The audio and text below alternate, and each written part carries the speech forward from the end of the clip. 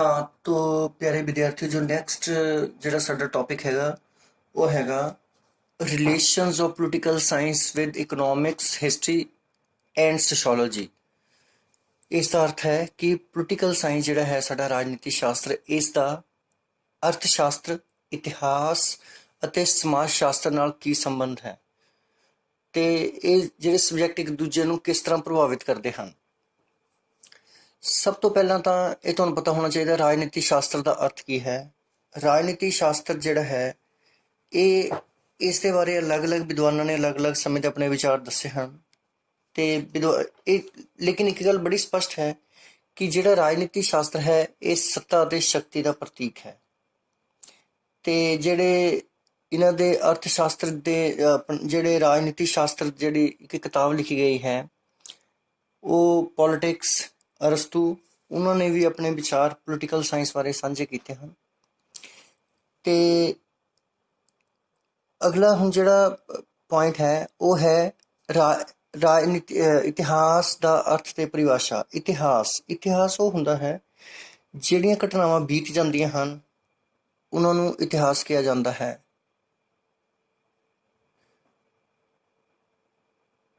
ਤੇ ਇਸੇ ਤਰ੍ਹਾਂ ਅਰਥ ਸ਼ਾਸਤਰ ਜਿਹੜਾ ਹੈ ਉਹ ਹੁੰਦਾ ਹੈ ਜਿਹੜਾ ਕਿ ਆਰਥਿਕ ਗਤੀਵਿਧੀਆਂ ਨਾਲ ਸੰਬੰਧਿਤ ਹੁੰਦਾ ਹੈ।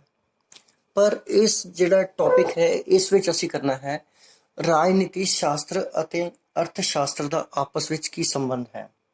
ਰਾਜਨੀਤੀ ਸ਼ਾਸਤਰ ਤਾਂ ਮੈਂ ਤੁਹਾਨੂੰ ਪਹਿਲਾਂ ਹੀ ਦੱਸ ਦਿੱਤਾ ਹੈ, ਸੱਤਾ ਅਤੇ ਸ਼ਕਤੀ ਦਾ ਪ੍ਰਤੀਕ ਹੈ। ਤੇ ਅਰਥ ਸ਼ਾਸਤਰ ਬਾਰੇ ਆਪਣੀ ਪਰਿਭਾਸ਼ਾ ਦਿੰਦੇ ਹੋਏ ਮਾਰਸ਼ਲ ਦਾ ਕਹਿਣਾ ਹੈ ਕਿ ਅਰਥ ਸ਼ਾਸਤਰ ਇੱਕ ਪਾਸੇ ਪੈਸੇ ਦਾ ਅਧਿਐਨ ਕਰਦਾ ਹੈ ਅਤੇ ਦੂਜੇ ਪਾਸੇ ਇੱਕ ਚੰਗੇ ਢੰਗ ਨਾਲ ਵਿਅਕਤੀ ਦਾ ਅਧਿਐਨ ਕਰਦਾ ਹੈ। ਇਸੇ ਤਰ੍ਹਾਂ ਰੋਬਿੰਗ ਦੇ ਅਨੁਸਾਰ ਅਰਥ ਸ਼ਾਸਤਰ ਵਿੱਚ ਮਨੁੱਖ ਦੇ ਸੁਭਾਅ ਦਾ ਅਧਿਐਨ ਹੁੰਦਾ ਹੈ ਅਤੇ ਉਸ ਦੀਆਂ ਜ਼ਰੂਰਤਾਂ ਨੂੰ ਪੂਰਾ ਕਰਨ ਵਾਲੇ ਸਾਧਨਾਂ ਦਾ ਵਰਣਨ ਕੀਤਾ ਹੁੰਦਾ ਹੈ।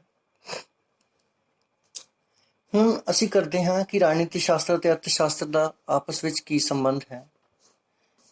ਇਹ ਇਸ ਦੇ ਜਿਹੜੇ ਪੁਆਇੰਟ ਹਨ ਉਸ ਦਾ ਪਹਿਲਾ ਪੁਆਇੰਟ ਹੈ ਰਾਸ਼ਟਰੀ ਯੋਜਨਾ ਅਤੇ ਅਰਥ ਸ਼ਾਸਤਰ। ਦੇਸ਼ ਦੇ ਵਿੱਚ ਜਿਹੜੀਆਂ ਵੀ ਆਰਥਿਕ ਯੋਜਨਾਵਾਂ ਦਾ ਨਿਰਮਾਣ ਹੁੰਦਾ ਹੈ ਉਹ ਸਾਰੀਆਂ ਅਰਥ ਸ਼ਾਸਤਰ ਨਾਲ ਜੁੜੀਆਂ ਹੁੰਦੀਆਂ ਹਨ।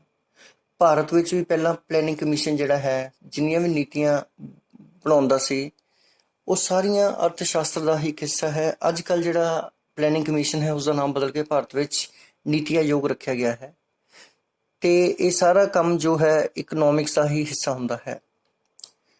ਸੈਕੰਡ ਪੁਆਇੰਟ ਹੈ ਆਰਥਿਕ ਹਾਲਤ ਅਤੇ ਰਾਜਨੀਤੀ। ਕਿਸੇ ਵੀ ਦੇਸ਼ ਦੀ ਆਰਥਿਕ ਹਾਲਤ ਉਸ ਦੀ ਰਾਜਨੀਤੀ ਤੋਂ ਪ੍ਰਭਾਵਿਤ ਹੁੰਦੀ ਹੈ। ਜੇਕਰ ਕਿਸੇ ਦੇਸ਼ ਦੀ ਰਾਜਨੀਤਿਕ ਵਿਵਸਥਾ ਮਜ਼ਬੂਤ ਹੈ ਤਾਂ ਉੱਥੇ ਦੇ ਲੋਕਾਂ ਦੀ ਆਰਥਿਕ ਹਾਲਤ ਵੀ ਚੰਗੀ ਹੁੰਦੀ ਹੈ। ਕਈ ਵਾਰ ਦੇਖਿਆ ਗਿਆ ਹੈ ਕਿ ਜਦੋਂ ਦੇਸ਼ ਦੇ ਵਿੱਚ ਰਾਜਨੀਤਿਕ ਵਿਵਸਥਾ ਕਮਜ਼ੋਰ ਹੁੰਦੀ ਹੈ ਜਾਂ ਦੇਸ਼ ਦੇ ਵਿੱਚ ਰਾਜਨੀਤੀ ਤੇ ਕੰਟਰੋਲ ਵਿੱਚ ਕਮੀ ਆਉਂਦੀ ਹੈ, ਇਸ ਨਾਲ ਲੋਕਾਂ ਦੀ ਆਰਥਿਕ ਹਾਲਤ 'ਤੇ ਵੀ ਮਾੜੇ ਅਸਰ ਪੈਣੇ ਸ਼ੁਰੂ ਹੋ ਜਾਂਦੇ ਹਨ। ਨੈਕਸਟ ਪੁਆਇੰਟ ਵਿਸ਼ੇਸ਼ ਯੋਜਨਾ ਅਤੇ ਅਰਥ ਸ਼ਾਸਤਰ। ਵਿਦੇਸ਼ ਯੋਜਨਾ ਕੀ ਹੁੰਦੀ ਹੈ? ਜਦੋਂ ਇੱਕ ਦੇਸ਼ ਦੂਜੇ ਦੇਸ਼ ਨਾਲ ਕੋਈ ਆਰਥਿਕ ਸੰਬੰਧ ਬਣਾਉਂਦਾ ਹੈ ਤਾਂ ਉਸ ਨੂੰ ਕੁਝ ਯੋਜਨਾਵਾਂ ਬਣਾਉਣੀਆਂ ਪੈਂਦੀਆਂ ਹਨ। ਇਹ ਯੋਜਨਾਵਾਂ ਜਿਹੜੀਆਂ ਦੂਜੇ ਦੇਸ਼ਾਂ ਦੇ ਨਾਲ ਸੰਬੰਧਿਤ ਹੁੰਦੀਆਂ ਹਨ ਤੇ ਆਰਥਿਕ ਖੇਤਰ ਨਾਲ ਜੁੜੀਆਂ ਹੁੰਦੀਆਂ ਹਨ, ਇਹਨਾਂ ਨੂੰ ਅਸੀਂ ਵਿਦੇਸ਼ ਯੋਜਨਾ ਕਹਿੰਦੇ ਹਾਂ। ਇਹ ਅਰਥ ਸ਼ਾਸਤਰ ਦਾ ਹੀ ਇੱਕ ਰੂਪ ਹੈ। ਨੈਕਸਟ ਪੁਆਇੰਟ ਆਰਥਿਕ ਅਸਮਾਨਤਾ ਅਤੇ ਰਾਜਨੀਤਿਕ ਉਤਪਾਦਨ ਲਾਗਤ ਅਤੇ ਰਾਜਨੀਤੀ। ਆਰਥਿਕ ਅਸਮਾਨਤਾ ਕਿਸੇ ਵੀ ਦੇਸ਼ ਦੀ ਤਰੱਕੀ ਦੇ ਲਈ ਆਰਥਿਕ ਸਮਾਨਤਾ ਦਾ ਹੋਣਾ ਜ਼ਰੂਰੀ ਹੈ। ਪਰ ਜੇਕਰ ਕਿਸੇ ਦੇਸ਼ ਦੇ ਵਿੱਚ ਆਰਥਿਕ ਅਸਮਾਨਤਾਵਾਂ ਪਾਈਆਂ ਜਾਂਦੀਆਂ ਹਨ, ਇਸ ਦਾ ਮੁੱਖ ਕਾਰਨ ਇਹ ਵੀ ਹੋ ਸਕਦਾ ਹੈ ਕਿ ਉਸ ਦੇਸ਼ ਦੀ ਰਾਜਨੀਤਿਕ ਵਿਵਸਥਾ ਜਿਹੜੀ ਹੈ ਉਹ ਸਹੀ ਢੰਗ ਨਾਲ ਕੰਟਰੋਲ ਨਹੀਂ ਕਰ ਰਹੀ ਹੈ। ਰਾਜਨੀਤੀ ਅਤੇ ਆਰਥਿਕ ਅਸਮਾਨਤਾ ਦਾ ਆਪਸ ਵਿੱਚ ਬਹੁਤ ਗੂੜਾ ਸੰਬੰਧ ਹੈ ਤੇ ਆਰਥਿਕ ਅਸਮਾਨਤਾਵਾਂ ਨੂੰ ਦੂਰ ਕਰਨ ਦੇ ਲਈ ਰਾਜਨੀਤਿਕ ਸਖਤ ਫੈਸਲੇ ਲਏ ਜਾਣ ਦੀ ਬਹੁਤ ਹੀ ਜ਼ਰੂਰਤ ਹੁੰਦੀ ਹੈ। ਅਗਲਾ ਪੁਆਇੰਟ ਨੈਕਸਟ ਉਤਪਾਦਨ ਲਾਗਤ ਅਤੇ ਰਾਜਨੀਤੀ।